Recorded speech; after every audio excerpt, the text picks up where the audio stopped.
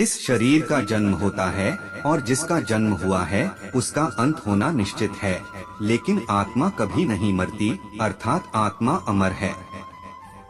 शरीर बाल्यावस्था से तरुणावस्था और फिर वृद्धावस्था में निरंतर अग्रसर होता रहता है और उसी प्रकार मृत्यु होने पर आत्मा दूसरे शरीर में चली जाती है। जो व्यक्ति सुख तथा दुख में विचलित नहीं होता, अर्थात सुख दुख में संभाव रखता है, वह निश्चित रूप से मुक्ति के योग्य होता है। किसी और के जीवन की नकल को पूर्णता के साथ जीने की तुलना में अपने भाग्य को अपूर्ण रूप से जीना बेहतर है।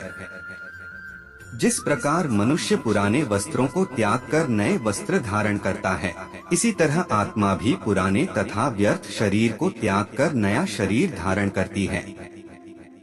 आत्मा न तो किसी शस्त्र द्वारा खंड खंड किया जा सकता है, न अग्नि द्वारा जलाया जा सकता है, न ही आत्मा को जल गीला कर सकता है और न ही हवा द्वारा सुखाया जा सकता है।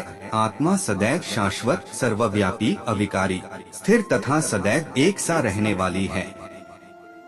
आपको काम करने का अधिकार है, लेकिन काम के फल पर कभी नहीं। कर्म करो, फल की चिंता मत करो। तुम न तो कभी अपने आप को अपने कर्मों के फलों का कारण मानो और न ही कभी कर्म न करने में आसक्त हो जाओ, अर्थात हार जीत की परवाह किए बिना बस अपने कर्म को महत्व दो। क्रोध से पूर्ण मोह उत्पन्न होता है और मोह से स्मरण शक्ति का विभ्रग हो जाता है। जब स्मरण शक्ति भ्रमित हो जाती है तो बुद्धि नष्ट हो जाती है और बुद्धि नष्ट होने पर मनुष्य गिर जाता है। अपने सभी कार्यों को भगवान पर केंद्रित मन के साथ करें, आसक्ति का त्याग करें और सफलता और असफलता को एक समान नजर से देखें।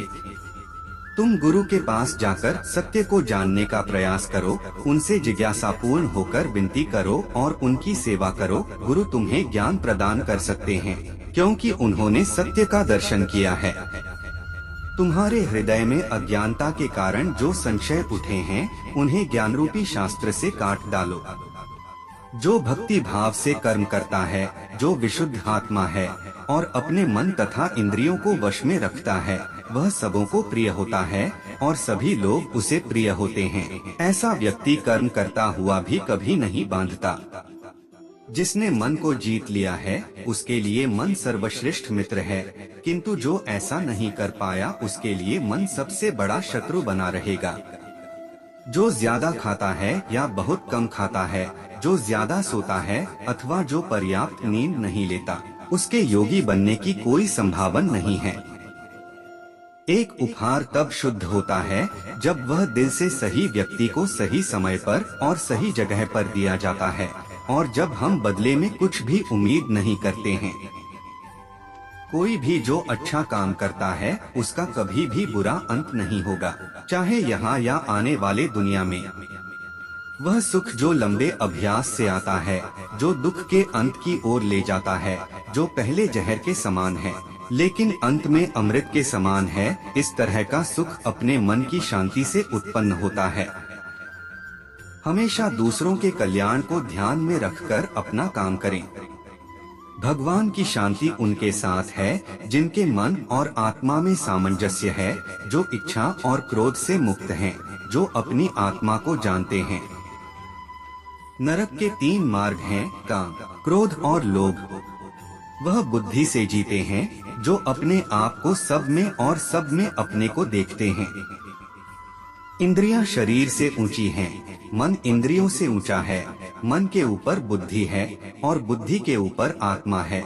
इस प्रकार जो सर्वोच्च है उसे जानकर आत्मा को अहंकार पर शासन करने दें। स्वार्थी इच्छा वाले भयंकर शत्रु का वध करने के लिए अपनी शक्तिशाली भुजाओं का प्रयोग करें।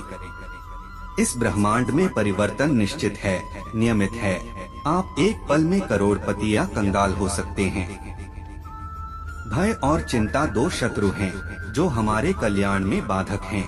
हमें उन्हें अपने दिमाग से पूरी तरह से मिटाने का प्रयास करना चाहिए।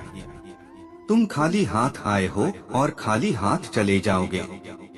मनुष्य अपने विश्वास से बनता है, जैसा वह मानता है वैसा ही वह है। जो व्यक्ति संदेह करता है उसे कुछ हासिल नहीं होता। शंका करने वाला प्राणी कभी खुश नहीं रहता। जब मन व्याकुल हो तब कोई भी निर्णय न लें। भरे हुए मन से लिया गया निर्णय कभी सही नहीं होता।